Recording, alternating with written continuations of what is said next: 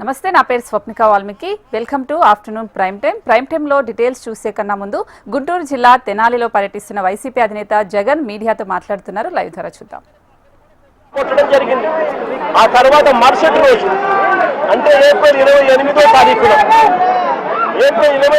తారీఖున కోర్టుకు వీళ్ళు కోర్టులో హాజరుపరిచారు. కోర్టులో వీళ్ళు హాజరుపరచడానికి మునుపు వీళ్ళు డాక్టర్ దగ్గరికి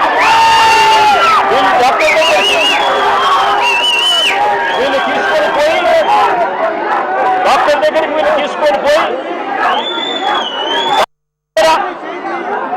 వీళ్ళు ఇంత దారుణంగా దెబ్బలు తగిన వ్యక్తులు ఇంత దారుణంగా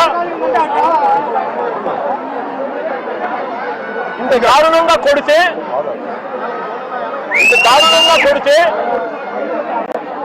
పాదాలు ఇంత దారుణంగా దెబ్బతింటే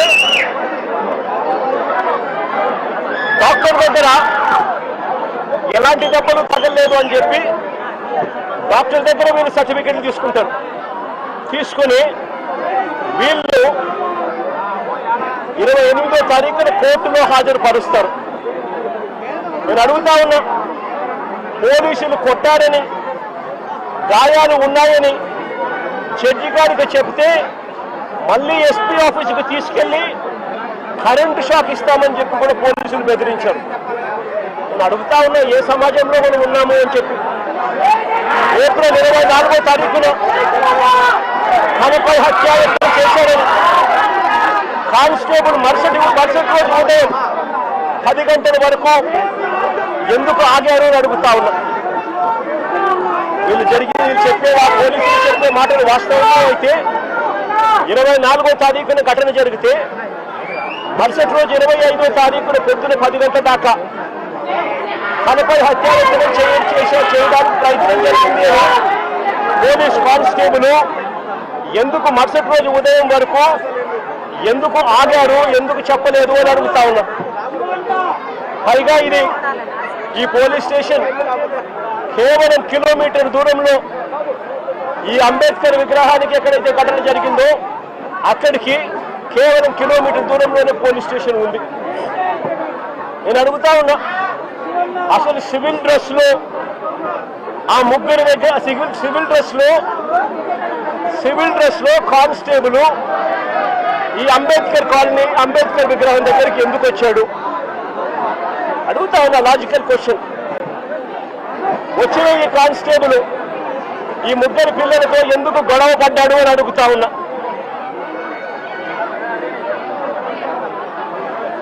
ఏప్రిల్ 25వ తారీఖున ఉదయం వీరిని అదుపులోకి తీసుకున్న పోలీసులు, ఏప్రిల్ 25వ తారీఖున మంగళగిరికి వెళ్లి వీళ్ళని అదుపులోకి తీసుకున్న పోలీసులు ఎందుకు 24 గంటల్లో కోర్టుకు హాజరుపరచలేదని అడుగుతా ఉన్నా.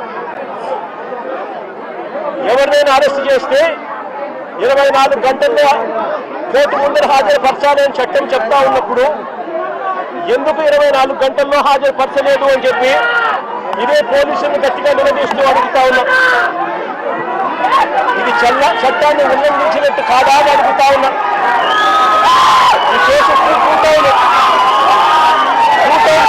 హ్యాండిల్ చేస్తా ఉన్నప్పుడు ఈ కేసును పోలీసులు హ్యాండిల్ చేస్తా ఉన్నప్పుడు పక్క స్టేషన్లో ఉన్న ఇంకో సిఐకి ఈ కేసుతో ఏం సంబంధం అని అడుగుతా ఉన్నా. ఎందుకు పక్క స్టేషన్లో ఉన్న ఇంకో సిఐ కూడా ఇలా వచ్చి కొట్టే కార్యక్రమంలో ఎందుకు పాల్పంచుకున్నాడు అని అడుగుతా ఉన్నా. అతను కూడా వీరిని దారుణంగా కొట్టే పనిలో ఎందుకు దిగాడు అని అడుగుతా ఉన్నా. కోర్టు కన్నా ముందు, కోర్టుకు ప్రవేశపెట్టే ముందు వీరిని హాస్పిటల్కు ఎందుకు తీసుకెళ్లారు అని అడుగుతా ఉన్నా. కోర్టుకు ప్రవేశపెట్టే ముందు వీరిని హాస్పిటల్కు ఎందుకు తీసుకొని పోవాల్సి వచ్చింది అని అడుగుతా ఉన్నా.